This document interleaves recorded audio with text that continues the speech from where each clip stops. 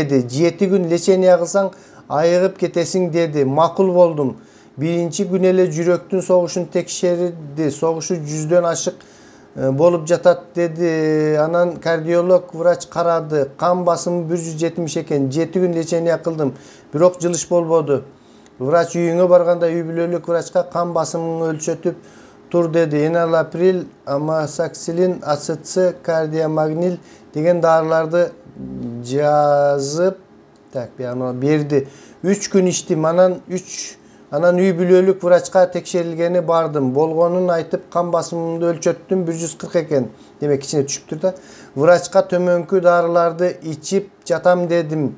Vraç al darılar жардам бербейт. Senin kan tamırыңды тазалаш керек деп başka resept жазып берди. Men sport menen 3 ay машыгып таштап салгам. Ооруга себеп болгон ушул деп атат. Men кайрадан кардиологко бардым. Ал кайра өзүнүн кылганын туура деп атат. Экөөнө тең ишенич кыйын болуп калды. Жашым 18'de. Кеңеш берип коюңузчу. 18 жаштагы баланын дони эркек болсо керек. Каны 100 kan basımı 170'ke чыгып, анан азыр 140'ka түшүп эме болгондугу чоң бир патологиялык бир эмеден эгерде бул жерде кардиологдун айтканына көбүрөөк ишенсе болот. Эми беркин деле эме кылыш керек. Ар бир врачтардын эмесин кылып, эгерде экөөнө тең ишенимиңиз жок болсо анда башка жактарга жол ачылса барып көрүңүз. Эми баягы амасаксилин, кардиомагнил дегендери ушул кадимки эле аспирин болуп эсептелет. Канды суюлта турганда. Достор, иним ушул диетаны бардык нерсе тамактан болот да. Диетаны жакшы эме кылыш керек. Анан 3 ай занимация эле таштап койдум десиңер, 3 ай менен занимация эткен деген ал эчтекеге жатпайт. 18 жаштагы деген бул өсүп келе жаткан эме да. Давай анда мындай спорт деген каттуу мүмкүнчүлүктөрдүн бардыгын жумшаган нерсени результатка эме кылганды спорт деп коет. Ал эми мындай ден соолук үчүн эме кылганды физкультура деп коет. Ошол баягы кичине бир аз дене тарбия көнүгүүлөрүн, уйку абдан жакшы болуш керек. Уктаганда биз түндөсү укташыбыз керек. Баягындай уйкуну адаштырып түнү менен кечке эмеде отуруп, бизде айрыкча Кыргызстанда эме интернет бекер деп жатышат. Ошондуктан көп жашы боло, карысы боло, түнү менен уктабай чекчейип интернетте отурасыңар дагы. Анан эрте менен уктап, режимди бузулуп, колдон келсе эртерээк саат 10'da укташыңар керек. Анан эрте менен мен мисалы үчүн эрте уктап, бүгүн 4'төн баштадым ишимди. Ошондо бир мындай кечке жакшы сезип өзүңө эме кылып, анан дагы мүмкүнчүлүк боло калса, түштө кичине бир аз чырметип алгыла. Анан баягы gün менен түндү алмаштырып эме кылган туура эмес. Иши кылып баягы режимди сакташыбыз керек да, достор, режимди. Анан доктордун айтканын кылыш керек, чын айткандачы. Ошо эналаприл дегени бул давленияны түшүрө турган, ушул жапчаш туруп ушундай ооруп жатат балдардын көпчүлүктөрү. Албетте абдан өкүнүчтүү. Көп дарыга эле отурбай, мен мисалы үчүн мен деле ооруганымда ушу дарыларды жазгам. Мен бирок кичине ичип туруп баягы оордума келгенден кийин азыр такыр эле дары ичпеймин, достор. Ошондой дары ичпегенге аракет кылыш керек да, башка жагынан эме кылып. Ошол мен башка эме бронхит да бар экен бул жигитте. Башка да иши кылып ден соолугуңузду караңыз, дони. Болбосо элдик табыптар менен сүйлөшүп көргүлө, иши кылып аракет кылыш керек да. Талантбек Жакыпов. Сиз Адахан Мадумаровду түз эфирге чакырбайсызбы? Түшүнүк берсин. Ой, рахмат. Менин мечтам ошол Адахан Мадумаровдор менен эме кылыш. Мен түз эфирим жок, мен мына аз жумушта, Орустун жумушунда отурамын. Ушул жерде отуруп алып силер менен сүйлөшүп, мен түз эфир дегенге такыр чыгып көргөн эмесмин. Жанагындай платформалардан, Instagram'dan, же болбосо башкадан түз эфир кылып сүйлөшүп эме кылып атпайбы. Мен түз эфирим мына ушундай, силердин пикирлериңерди көрүп алып, ошого ар бирине жооп берип, түз эфирде эмне сүйлөп атып, анан баягы шуулдап суроолор өтүп турат экен, ага түз жооп бере албайсың. Ал эми моунда болсо шашпай отуруп, кичине комментарий берип, мага ушул формат жагып калды. Ошон үчүн мен дагы улантып жатам, достор. Адахан Мадумаров менен албетте Аллахым буйруса, Кудайым буйруса сөзсүз сүйлөшөм деп ойлоймун. Адахан Мадумаровду тааныган жолдошторум бар. Албетте болот буйруса. Адахан Мадумаровду анан мен мына кече Москвадан бир-эки ушул Адахан Мадумаровду колдогон адамдар менен сүйлөшүп көрдүм, кыздар, балдар менен. Albatta buyursa Moskvaga barsam ошолор менен биринчи Адахан Мадумаровдун алдында ошолор менен сүйлөшүп, кеңешип, ушундай берүүлөрдү сөзсүз жасаймын достор. Адахан Мадумаров боюнча. Так, ошол достор. Так, Талантбек Жакупов, чоң газаттын идеологиясы жок деп эсептейм. Мен буларда өзүн ойлоп кетишет, чоң казатыда. Эми баягы жакшылыктан үмүт кылып турайлычы, бул жигиттер дагы абдан аракет кылышып, чогулалы, келгиле, командага чогулуп бир жыйынтык чыгаралы деп аракет кылып жатат. Анан достор баягы бүтө эле нерсени бир эме деп айта бергенибиз туура эмес. Андан көрө давайте ушулардан ийгилик каалайлы. Жыйынтык чыкса ошол баарыбызга эле жакшы. Колдон келсе жардам берели. Так, Талантбек Жакупов, Адахан Мадумаровду шайлап көрсөк кандай дейсиз? Абдан жакшы дейм, шайлап көрсөк. Шайлайлычы бир, жок дегенде депутатка өткөрөлүчү. Анан кийин сүйлөшөбүз. Абдан жакшы деген оюм бар үчүн мен ошол Адахан Мадумаров деп сайрап жатам да. Дагы деле Талантбек, саламатсызбы? Бу эмнеге кыргыздар бири-бирибизди чукуп кырып жүрө беребиз? Урматтуу Талантбек, сен жаш болушуң керек.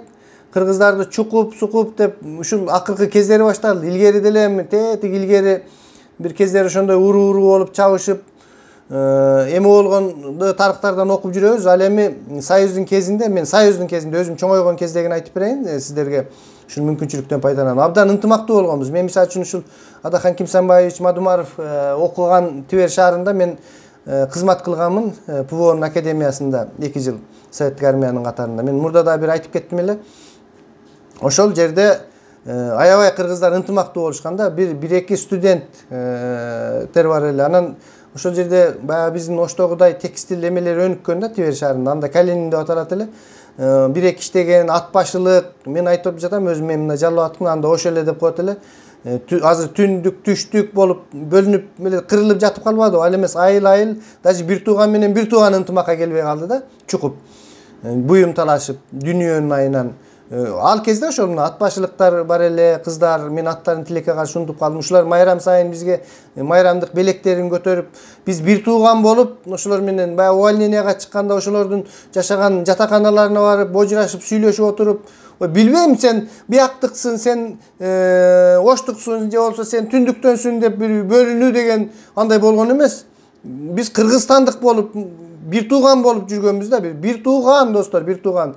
Силер эми айтсаңар ишенбейсиңер. Мен андан кийин деле мына институтта деле чогуу окугам. Мына 3 бизде военизирован эмеде окудук, аскердик факультетте. 3 взводдун балдарында түндүк түштүк дебей мына азырга чейин катташып жүрөбүз го. Мен представлять этпейм, сен бияктыксың, сен мынтипсиң деп ошол чогуу окуган 90 баланын бири-бирибизге. Албетте биздин дене тарбия институтунда бизде ошондой тарбия болду, ошентип тарбиялашты мугалимдерибизге рахмат. Ошни окудук. Ал эми башка Палтек же болбосо башка бир окуу жайлар жөнүндө мен сүйлөй албайм. Өзүмдүн факультетим жөнүндө айтсам, мен бизде түндүк түштүк деген мына ушул кезге чейин жок. Мен ошол досторумдун арасында бар болсо мени менен мелдешкиле барып көрүп, мен ар бир досторум менен тааныштырып, силерди эме кылууга даярмын. Ошол достор айтып кете турган түндүк түштүк деген бул бөлүнбөшүбүз керек, эме кылбашыбыз керек. Кандайдыр бир мамлекет тарабынан туура саясат болсо эле бири-бирибизди чукубай, жердешчиликке бөлүнбөй, башка неме кылбай, ынтымакка келип калабыз да. Биз анткени мурда чоң ынтымакта жүргөн адам болгонбуз. Анан эле кийин эле башталды бул балекеттин бардыгы. Өзүңөр эле ойлосоңор мындай анализ кылып. Ал эми жаштарга, конечно, билбей калдыңар, бирок биздин немедегилер билебиз. Так, Нурбек Жунусов, Мадумаров чыныгы лидер. Туура айтасыз, лидер. Мадумаровтай орус тилинде орустардан жакшы сүйлөгөн, кыргыз тилинде кыргыздан жакшы сүйлөгөн. Мен кыргыз тилинде сүйлөй албайм. Мага көп эме айтышат, орусчаны кошуп бересиң деп. Же орусчаны билбейм достор, орусча канал чыгарайын десем, же кыргызчаны толук билбейм. Мен өзүм да бир кемчиликтеримди айтып коеюн. Ал эми Мадумаров орустардан орусчаны жакшы сүйлөйт, кыргыздардан кыргызчаны жакшы сүйлөйт. Лидердин башкы касиеттеринин бири оратordук, чечендик. Адахан Мадумаровда андан башка дагы көп сонун сапаттар бар. Баягы мен постума жазып койдум, акчага кызыкпай турган, чыныгы элдин келечегин ойлогон лидер деп билемин да достор. Ошол. Рахмат сизге. Так, Нурбек Жунусов дагы бир жолу рахмат сизге. Ага бизге жакшы мотивация берип жатасыз. Рахмат сизге дагы. Дагы Нурбек Жунусов жазыптыр. Колдо бар алтындын баркы жок. Мадумаровду колдой албай жатабыз. Албетте достор, колдой албай жатабыз биз. Жүгүргөндөр көп. Мына мен кече Москвадагы активисттер менен сүйлөштүм. Ушул баягы Адахан Мадумаровдун кыймылдарына катышып, кээ бир адамдардан бир начар сөздөрдү угуп, ошого көрдүңүздөрбү Адахан Мадумаровдун партиясынын партия экендиги да. Башка мен өткөндө дагы айткан, башка бир партиялардын биз партиябыз деп жүрөт. Алар олигархтардын же болбосо бир спортсмендердин же болбосо бир криминал чөйрөсүнөн чыккан адамдардын бир партиясы эмес, мафиясы да. Ал эми Адахан Мадумаровдуку, Садыр Жапаровдуку, тиги Өмүрбек Чиркешевич Текебаевдин, ошол эле илгерки Атамбаевдин партиясы, булар чыныгы партия болгондо, ал эми алардын ичинде азыр эптеп бийликке келиш үчүн партия түзө калышып, акчанын күчү менен келе жаткан эмелер дагы көп. Партиялардын катарында чыныгы партиялар көп. Ошол Ата Журт, кандайдыр бир деңгээлде ушул республиканы айтсак болот партия деп. Ошондой эле башка партия эместер дагы көп да бул жердечи достор. Ал эми Мадумаровду колдош керек. Партия бар, партия иштеп жатат, идеология кетип жатат достор. Албетте колдошубуз керек. Рахмат сизге. Так, туугандар, бул акыркы птица счастья дейт. Птица счастья, завтрашнего дня деп коет го. Эртеңки күнүбүздүн эмес экен, кыз болуш керек. Бул птица счастья. Туугандар, бул акыркы шансыбыз. Бул да мага окшогон адам экен, же орусча эмес, же кыргызча эмес. Бул акыркы биздин мүмкүнчүлүгүбүз да. Кытайлар жерибизди алганы калды туугандар. Чогулайлы, элибизди, жерибизди сактап калайлы. Достор, Кытай улуу держава.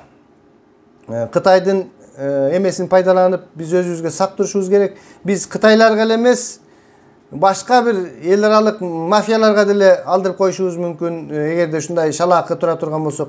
Биз абдан сергек, ар бир метр жерибиз үчүн турушубуз керек. Мына көрүп жатасыздар, чек арада кандай мамлекет анча-мынча жерди карабай койгон, элдик активисттер өздөрү мынтыктарын көтөрүп, жекеме-жекеге чык, мен керек болсо деп тажиктерди кыйкырып, сактап, ушундай патриот адамдарыбыз бар достор.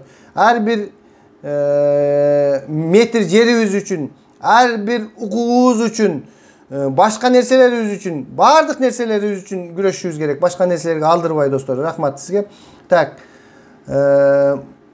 Мухаммад дейби, мунусун же окуй албай атам.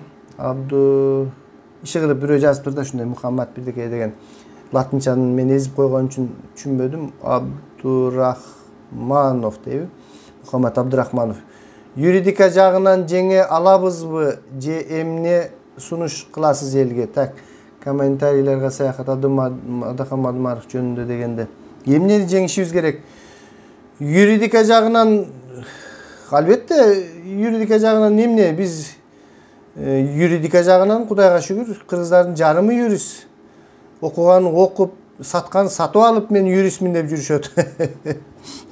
Жеңебиз достор биз. Юридикасы жок деле жеңебиз. Эгер ар бир адам аракет кылып чындык үчүн күрөшө турган болсок, максатыбыз алдыга коюлса, эмнени жеңебиз? Ошо Мадумаров жөнүндө сөз болуп жатыптыр. Ушул күрөштү деген окшойт. Жеңебиз достор. Ишенгиле. Биз эгерде ишенип, жеңишти күтүп, эме кылсак, закон ожидания деген бар да. Эмнени күтсөк ошону алабыз. Жеңебиз десек жеңебиз, жеңбейбиз деп шалпайып отурсак, ошол ойдон өмүрүбүз өтүп кетет, шансыбыз кетет. Жеңиш керек, жеңишке жетиш керек достор ушул. Дагы ошол киши жазыптыр, юридикалык жана укуктук жол менен бийлик оңолбойт. Эл бийликти тартипке салыш үчүн каттуу чараларды колдонуу керек. Ак үйдүн алдында туруп, садырды чыгарып, бийликти түп тамыры менен алмаштырып, садырдын командасына өткөрүп берүү керек. Туура достор, албетте кээде ушул мамлекеттин өкүлдөрү такыр бир компромисске келбей баштаганда адамдар акыры айласы кеткенде ушундай эмеге чыгат да, баягы акыркы эмеси менен чыгат да. Бирок достор, айта кетчү нерсе, колдон келишинче биз баягы мен Грыжан айтып жүрөм го, операция кылбай, колдон келсе мындай башка жолдор менен айыктырыш керек деп. Бул коомду дагы өзгөртүү үчүн мен эволюция жолун эме кылам да, ар бир адамдын өмүрү кымбат да. Канча революция болуп, канча кыйын сонун заман болуп кеткенде дагы жетим калган бала үчүн, баласын жоготкон ата-эне үчүн ошол 1000 миллион патриоттук сезимдериңиз ошондой болуп бере албайт да достор. Жоготуу адамдын өмүрүн, адамды жоготуу дегенди мен биринчи жогорку чекке коёмун. Эч кандай саясаттан дагы алдыга коёмун. Мен андай бир потрясениялардын кереги жок. Мага өнүккөн Кыргызстан керек. Мен дагы деле айтамын.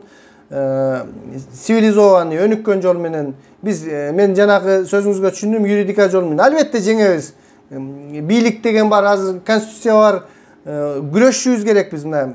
Күрөшүбүз. Европа өлкөлөрүндө ошентип эле жакшынакай болуп эле жашап келе жатышат.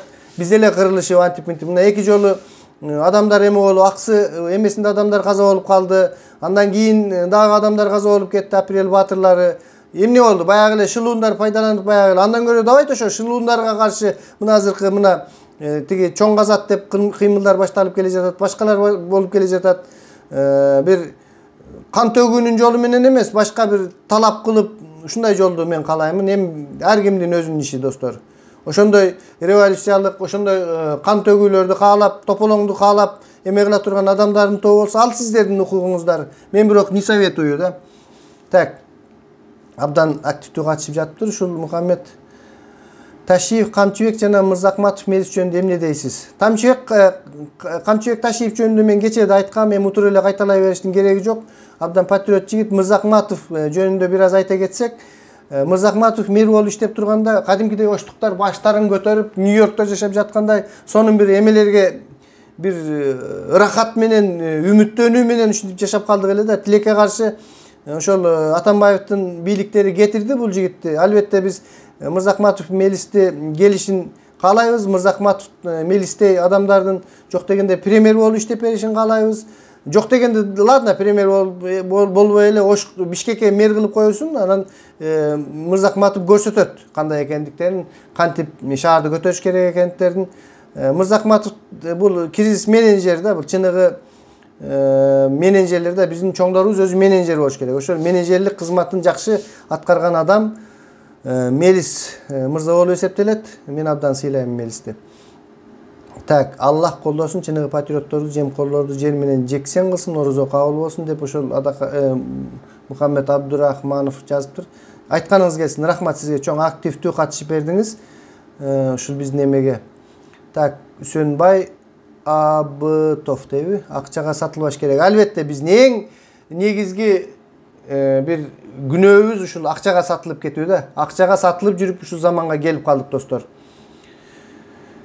120 депутат асмандан түшкөн жок, эл шайлады аларды. Эми депутаттарга асылыштын кереги жок. 500 сомдон баштап 2000 чейин сатылдык. Элдин пейилине жараша хан келет, барына өзүбүз күнөөлүүбүз дейт. Достор, 51 мүнөт болуп кетти. Эми мындай да баягы бардык нерсенин жыйынтыгы болуш керек. Көп сүйлөй берсек элди тажатып коебуз да. Албетте бул нерсени көп мигранттар көрөт, убактысы жок болот. Калган суроолорго мен дагы ушул жерден токтотуп туруп кийин кайрылууга аракеттенемин достор.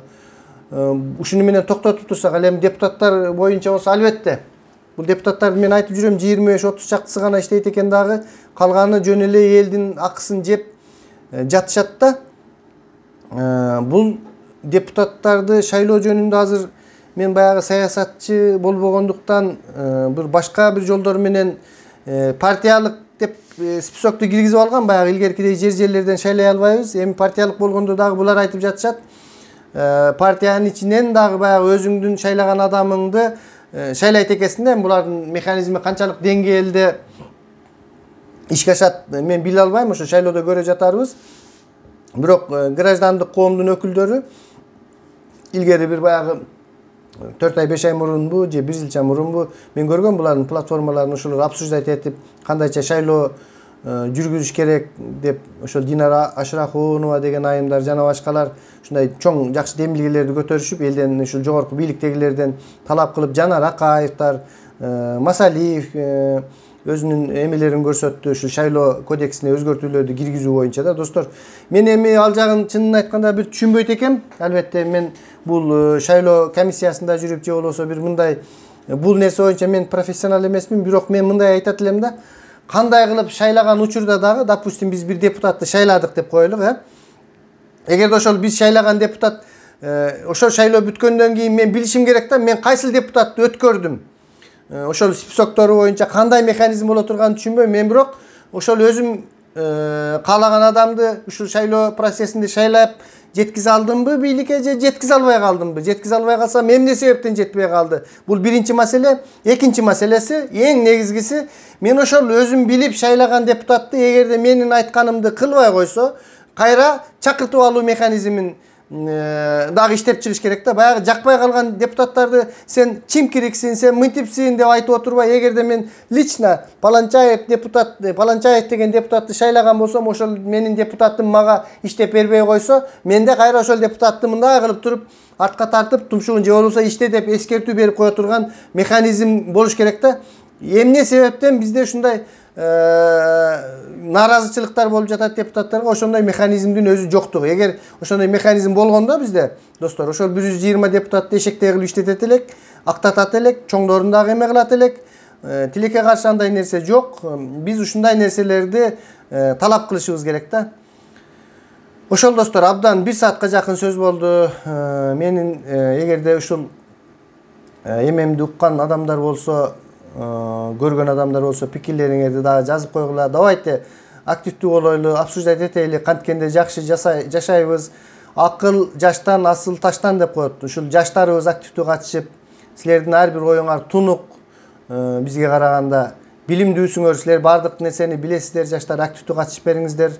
Пикирлериңерди жазып коюңуздар. Каналга катталбагандар болсо катталып, саламатта туруңуздар, достор.